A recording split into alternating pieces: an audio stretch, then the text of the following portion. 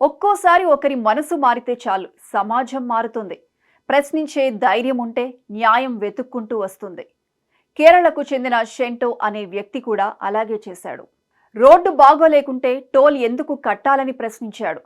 స్పందించకపోతే రోడ్డుపైనే బైఠాయించి నిరసనకు దిగాడు. ప్రజాస్వామ్య పద్ధతిలో ఆందోళన చేపట్టి వ్యవస్థలో ప్రకంపనలు సృష్టించాడు.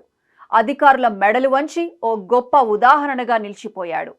ఒకే ఒక్కడు 9 గంటలకు పైగా హైవేపై నిరసన కొనసాగించిన వైనం దేశవ్యాప్తంగా హాట్ టాపిక్గా మారింది.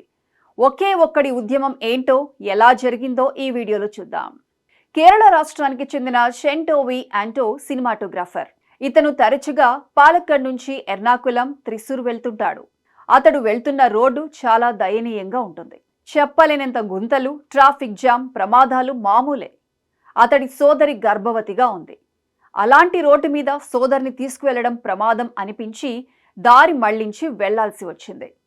దీనివల్ల ఖర్చు పెరిగింది, కష్టమూ పెరిగింది. తర్వాత టోల్ ప్లాజా వద్దకు వచ్చి గుంతల రోడ్డుకి టోల్ ఫీజు ఎందుకు అని గట్టిగా ప్రశ్నించాడు. ఫాస్టాగ్ కూడా రీఛార్జ్ చేయకుండా టోల్ ప్లాజా వద్దే కూర్చొని నిరసనకు దిగాడు. రోడ్డు సురక్షితం కాకపోతే టోల్ వసూలు చేయరాదు అని కేరళ హైకోర్టు ఇప్పటికే చెప్పింది. కానీ ప్రభుత్వంతో ఒప్పందం చేసుకున్న ప్రైవేట్ సంస్థలు మళ్లీ టోల్ ఫీజు వసూలు చేస్తూనే ఉన్నాయి. ఇదే విషయాన్ని టోల్ సిబ్బందిని గట్టిగా ప్రశ్నించాడు షెంటో. ఉన్నతాధికారులు ఎవరో రమ్మనమని గట్టిగా నిలదీశాడు.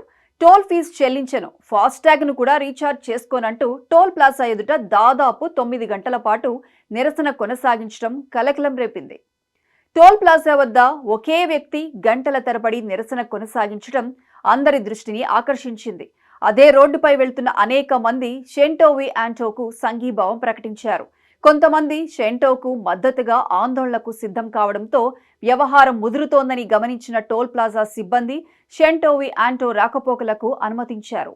ఈ సంఘటన ఇప్పుడు దేశవ్యాప్తంగా చర్చనీయాంశంగా మారింది. ప్రజాస్వామ్యబద్ధంగా షెంటో వి ఆంటో చేపట్టిన నిరసన సరికొత్త చర్చకు దారితీసింది. అంతేకాదు, జాతీయ రహదారుల ప్రాధికార సంస్థ నిర్లక్ష్యాన్ని ఎత్తిచూపింది. ప్రజాస్వామ్యంలో నిరసన చేపట్టాలంటే ఎలాంటి జన సమూహమో అవసరం లేదు. ఒక్కడైనా సరే సరైన విధంగా నిలబడితే చాలు. అక్కడే మొదలవుతుంది మార్పు. ప్రజాస్వామ్య దేశంలో ప్రభుత్వ వ్యవస్థ పనితీరు, సేవాలోపం ఉంటే వెంటనే వ్యతిరేకించి నిరసన తెలియజేయవచ్చు. పలక మీద రాసుకొని లేదా కాగితం మీద రాసి మౌనంగా ప్రజలందరూ గుర్తించేలా తన నిరసన తెలియచేయవచ్చు. శాంతియుతంగా, ఇతరులకు ఆటంకం కలిగించకుండా ఇలా అనేక రూపాల్లో నిరసన తెలియచేయవచ్చు. ప్రజాస్వామ్యబద్ధంగా నిరసన తెలియచేసి వ్యవస్థను కదిలించవచ్చని షెంటో వి ఆంటో నిరూపించాడు. ఇతని నిరసన ప్రతి ఒక్కరిలోనూ ఒక నాయకుడున్నాడని గుర్తించింది. న్యాయం కోసం నిలబడితే వ్యవస్థ తల వంచుతుందని తాజా ఉదాహరణగా నిలిచింది. మరి ఇతడి నిరసనతోనైనా దేశంలోని రోడ్లు బాగుపడతాయా? జాతీయ రహదారుల ప్రాధికార సంస్థకు జ్ఞానోదయం అవుతుందా? కాలమే జవాబు చెప్పాలి. ఒక్కసారి మనం కూడా ఆలోచిద్దాం. ప్రతి సేవకి టోల్ కట్టే ముందు అది నిజంగా సరైన సేవనా? ఇదే విషయాన్ని మనం ఎందుకు ప్రశ్నించకూడదు?